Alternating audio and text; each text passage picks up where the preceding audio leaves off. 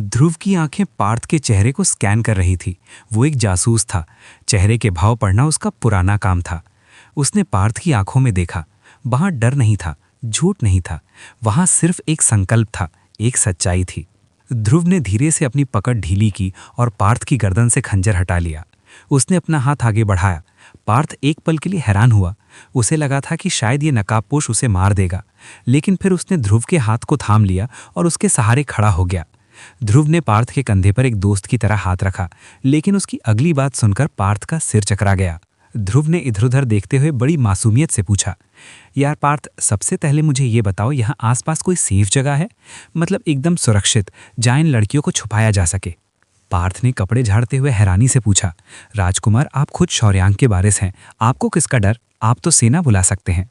ध्रुव ने अपनी सिर के पीछे हाथ रखा और एक गहरी सांस छोड़ी, जैसे दुनिया का सारा बोझ उसके कंधों पर हो। अरे भाई, सेना का डर नहीं है, मुझे मेरी माँ का डर है। अगर माँ को भनक भी लग गई कि मैं सोने का बहाना बनाकर रात को खिड़की से कूदकर यहाँ ये सब कर रहा हूँ, तो भाई वो मेरा वो हाल करेंगी कि मैं वापस कोमा में चला जाऊँगा। मुझे बहुत डांट पड़ने वाली है यार। पार्थ की आंखों में अविश्वास था। ये वही शख्स है जिसने अभी पलक झपकते ही एक खूंखार अपराधी का गला काट दिया था और अभी अपनी माँ की डांट से डर रहा है। पार्थ के चेहरे पर एक हल्की मुस्कान आ गई। उसने सिर हिलाया। जी राजकुमार, मैं समझ गया। यहाँ से थोड़ी ही दूरी पर एक गुप्त घर है। वो मैंने महल से बाहर रहने के लिए लिया था। जब मुझे दरबारी राजनीति और दिखावे से दूर अकेले रहना होता है तो मैं वहीं जाता हूँ। वो जगह सुरक्षित है, वहाँ ये लड़कियाँ आराम से रह सकती हैं। लेकिन फिर पार्थ गंभीर हो गया। पर राजकुमार, एक समस्या है।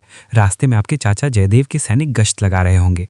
अगर किसी ने भी हमें देख लिया तो वो तुरंत आतिशबाजी छोड़कर पूरी बटालियन बुला लेंगे।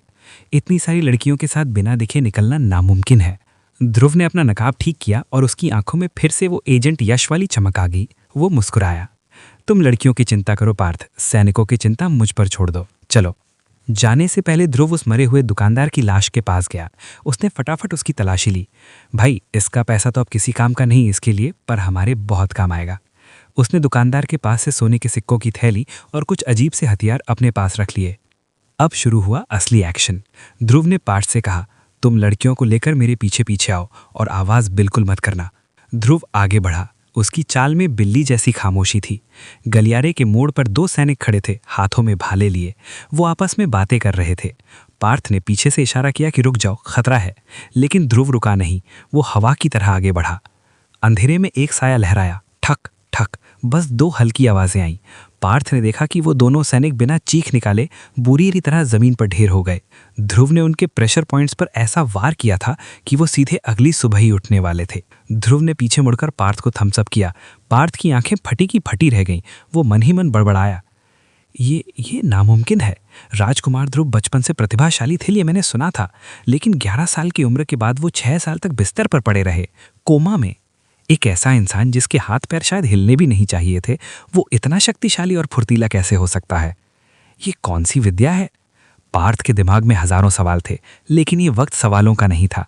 ध्रुव आगे आगे रास्ता साफ करता गया, कभी दीवार पर चढ़कर, कभी छांव में छिपकर, और पार्थ लड़कियों के साथ पीछे पीछे बढ़ता गया। कुछ ही देर में वो बिना किसी शोर शराबे के पार्थ के उस गुप्त घर तक पहुंच गए। घर सुरक्षित था। ध्रुव ने राहत की सांस ली। उसने वो सोने के सिक्कों की थैली पार्थ की तरफ बढ़ा दी। ये लो, इन लड़कियों को कपड़े, खाना और जो भी जरूरी हो वो देना, और जब माहौल शांत हो जाए तो इन्हें इनके घर सुरक्षित पहुंचा देना। पार्थ ने वो थैली ली। उसे ध्रुव के पैसे नहीं चाहिए थे, लेकिन वो ध्रुव का मान रखना चाहता था। उसने सिर झुकाकर कहा, जो आ गया राजकुमार। लेकिन एक और जिम्मेदारी बाकी है। वो बच्ची जिसे आपने खरीदा था, वो कहाँ है?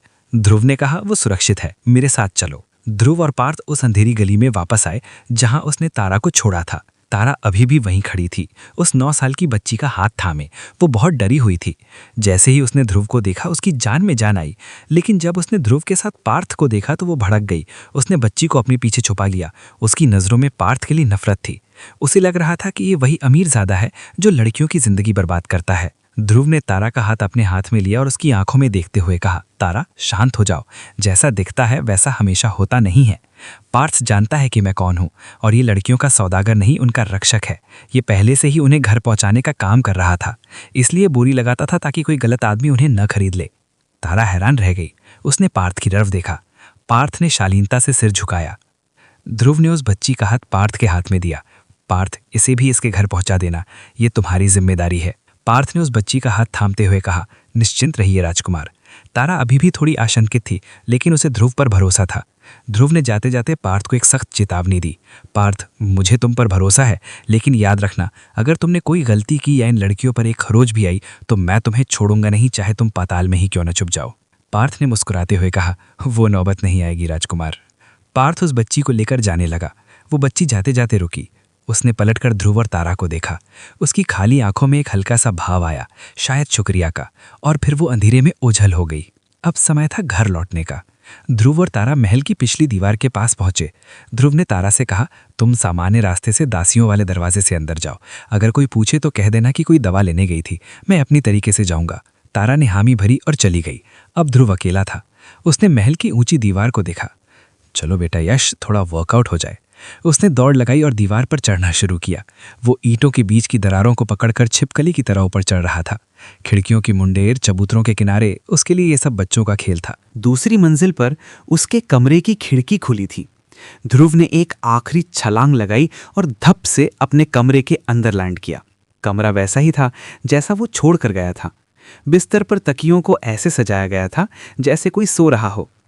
ध्रुव ने जल्दी से वो तकिए हटाए, अपने काले कपड़े उतारे और उन्हें एक गुप्त जगह, फर्श के नीचे एक ढीले पत्थर के नीचे छुपा दिया।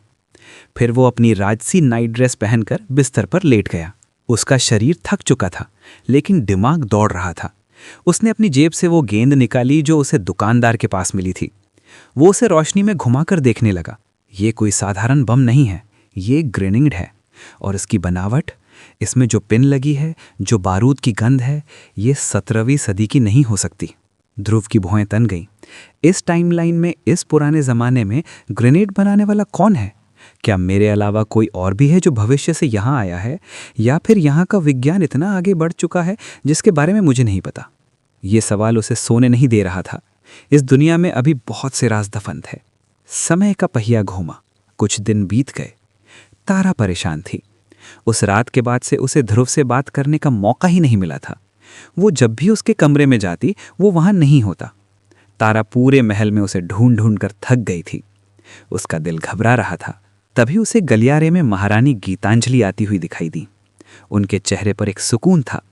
तारा ने झुककर प्रणाम किया और झिझकते हुए पूछा, रानी माँ, वो राजकुमार ध्रुव कहाँ हैं? मैं उनकी दवा लेकर आई थी, पर वो कमरे में नहीं है। गीतांजलि हंस पड़ी। अरे तारा, क्या बताऊं, मेरा बेटा अब जिद्दी हो गया है।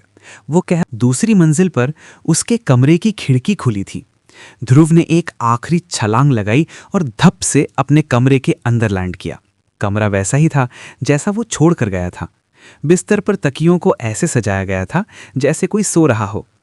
ध्रुव ने जल्दी से वो तकिए हटाए, अपने काले कपड़े उतारे और उन्हें एक गुप्त जगह, फर्श के नीचे एक ढीले पत्थर के नीचे छुपा दिया। फिर वो अपनी राजसी नाइट ड्रेस पहनकर बिस्तर पर लेट गया। उसका शरीर थक चुका था, लेकिन दिमाग दौड़ रहा था। उसने अपनी जेब से वो गेंद निकाली जो उसे दुकानदार के पास मिली थी। वो उसे रोशनी में घुमाकर देखने लगा। ये कोई साधारण बम नहीं है, ये ग्रेनेड है। और इसकी बनावट, इसमें जो पिन लगी है, जो बारूद की गंध है, ये 17वीं सदी की नहीं हो सकती। ध्रुव की भौहें तन गईं। इस टाइमलाइन में, इस पुराने ज़माने में ग्रेनेड बनाने वाला कौन है? क्या मेरे अलावा कोई और भी है जो भविष्य से यहाँ आया है, या फिर यहाँ का विज्ञान इतना आगे बढ़ चुका है जिसके बारे में मुझे नहीं पता? ये सवाल उसे सोने नहीं दे रहा था। इस दुनिया में अभी बहुत से राज दफन थे। समय का पहिया घूमा। कुछ दिन बीत गए। तारा परेशान थी। उस रात के बाद से उसे ध्रुव से बात करने का मौका ही नहीं मिला था। वो जब भी उसके कमरे में जाती, वो वहां नहीं होता। तारा पूरे महल में उसे ढूंढ ढूंढ कर थक गई थी। उसका दिल घबरा रहा था।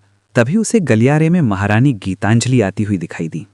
उनके चेहरे पर एक सुकून था। तारा ने झुककर प्रणाम किया और झिझकते हुए पूछा, रानी माँ, वो राजकुमार ध्रुव कहाँ हैं? मैं उनकी दवा लेकर आई थी, पर वो कमरे में नहीं है। गीतांजलि हंस पड़ी। अरे तारा, क्या बताऊं, मेरा बेटा अब जिद्दी हो गया है। वो कह रहा था कि लेटे लेटे उसका बदन अकड़ गया है, वो बोर हो गया है। इसलिए उसने जिद की कि उसे महल के पीछे वाले पुराने बगीचे में जाना है। मैंने उसे इजाज़त दे दी है। आजकल वो वहीं रहता है। जाओ, तुम्हें वो वहीं मिल जाएगा। तारा ने राहत की सांस ली। जी रानी माँ। वो तेज़ कदमों से महल के पीछे वाले हिस्से की तरफ बढ़ी। वो जगह जिसे लोग बगीचा कहते थे वो असल में एक छोटा सा घना जंगल था। वहां लोग कम ही जाते थे। लेकिन जैसे ही तारा झाड़ियों को हटाकर अंदर पहुंची, उसके कदम जम गए। सामने का नजारा, उफ! तारा के लिए तो वो किसी सपने जैसा था। ध्रुव ने वहां एक देसी जिम बना रखा था। बड़े बड़े पत्थरों को रस्सियों से बांधकर डंबल बनाए थे, पेड़ों की डालियों पर लटकने के लिए बार बनाए थे, और वहां बीच मैदान में ध्रुव दौड़ रहा था। उसने ऊपर के कपड़े नहीं पहने थे, वो सिर्फ एक ढीली पाजामे जैसी पैंट में था। उसका बदन पसीने से नहाया हुआ था। सूरज की किरणें उसकी गीली त्वचा पर चमक रही थीं। तारा की आंखें फटी रह गईं। ये वो बीमार राजकुमार नहीं था जिसकी पसलियां दिखती थीं। ध्रुव की बॉडी एकदम कसी हुई थी। पेट पर साफ साफ 6 पैक एब्स चमक रहे थे। बाहों की मछलियां फड़क रही थी। उसका चौड़ा सीना और मजबूत कंधे किसी ग्रीक गॉड जैसे लग रहे थे। वो पहले से कहीं ज्यादा हैंडसम, कहीं ज्यादा अट्रैक्टिव लग रहा था। तारा के गाल शर्म के मारे एकदम लाल हो गए। उसे अपनी आंखों पर हाथ रख लेना चाहिए था, लेकिन वो अपनी नजरें हटा ही नहीं पा रही थी। उसका दिल धक धक नहीं बल्कि धड़ धड़ धड़ धड़ कर रहा था। वो सब कुछ भूल गई। दबाव, महारानी, दुनियादारी, बस सामने ध्रुव था।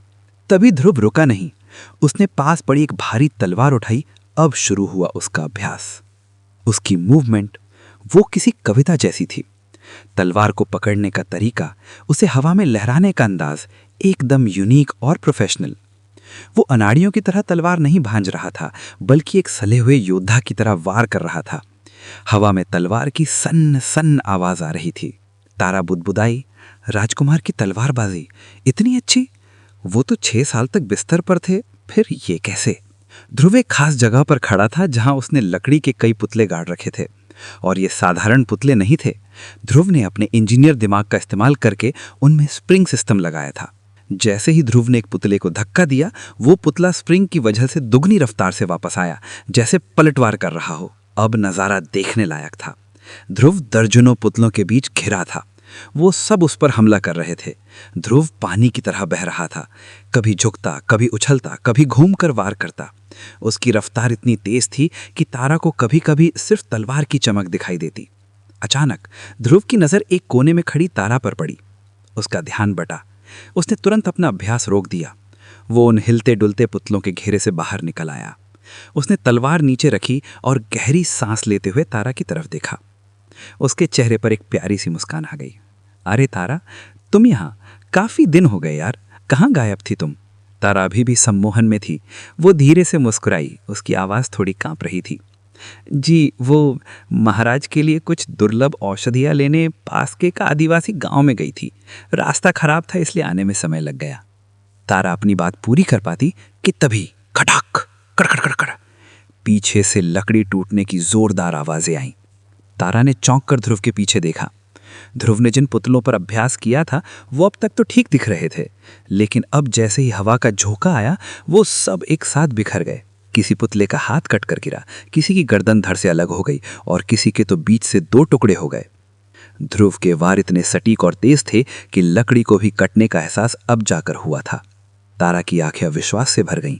ये इंसानी ताकत नहीं हो सकती, ये जरूर भगवान का चमत्कार है, उसने मन ही मन सोचा। भगवान जी ने मेरी प्रार्थना सुन ली। उन्होंने राजकुमार को सिर्फ ठीक ही नहीं किया, बल्कि उन्हें एक महान योद्धा बना दिया है। ये उनका आशीर्वाद है। तारा की आंखों में ध्रुव के लिए इज्जत और प्यार का सागर उमड़ पड़ा। वो धीरे धीरे किसी चुंबक की तरह खिंचती हुई ध्रुव के एकदम पास आ गई। ध्रुव अभी भी हंस रहा था। उसके सीने पर पसीने की बूंदें चमक रही थीं। तारा ने अपना हाथ उठाया। उसके हाथ में उसका मलमल का दुपट्टा था। उसने बड़े ही नाजुक अंदाज में बिना कुछ बोले ध्रुव के माथे पर आया पसीना पोंछना शुरू किया। फिर उसने उसके गालों को साफ किया, फिर उसकी गर्दन को साफ किया। दोनों के बीच का फासला मिट चुका था। ठंडी हवा चल रही थी। तारा के खुले बाल हवा में उड़कर ध्रुव के चेहरे को छू रहे थे। उन बालों की खुशबू ध्रुव की सांसों में उतर रही थी। ध्रुव, जिसने अपनी पिछली जिंदगी यश के रूप में सिर्फ बारूद और खून की गंध महसूस की थी, आज उसे कुछ अलग महसूस हो रहा था। उसका दिल, वो फौलादी दिल जिसने कभी डरना नहीं सीखा था, आज अजीब तरह से धक धक कर रहा था। ये धड़कन किसी मिशन के डर की नहीं थी। ये एड्रेनलिन नहीं था। ये कुछ और था, कुछ मीठा, कुछ नशीला। ध्रुव तारा की आंखों में देख रहा था, जो इतनी गहरी थी कि वो उनमें डूबता जा रहा था। उसे समझ नहीं आ रहा था कि एक मामूली लड़की के स्पर्श से उसके शरीर में बिजली क्यों दौड़ रही है। तो क्या हमारे सख्त लौंडे एजेंट यश को पहली बार प्यार हो रहा है? दोस्तों, माहौल एकदम रोमांटिक हो गया है। ठंडी हवा, उड़ते बाल और वो पहली नज़दीकी। लेकिन क्या ये प्रेम कहानी इतनी आसानी से आगे बढ़ेगी? याद है ना वो ग्रेनेड? वो मिस्ट्री अभी भी सुलझी नहीं है। और महल के अंदर जो दुश्मन बैठे हैं, चाचा जयदेव और वो कजिन, क्या वो चुप बैठेंगे?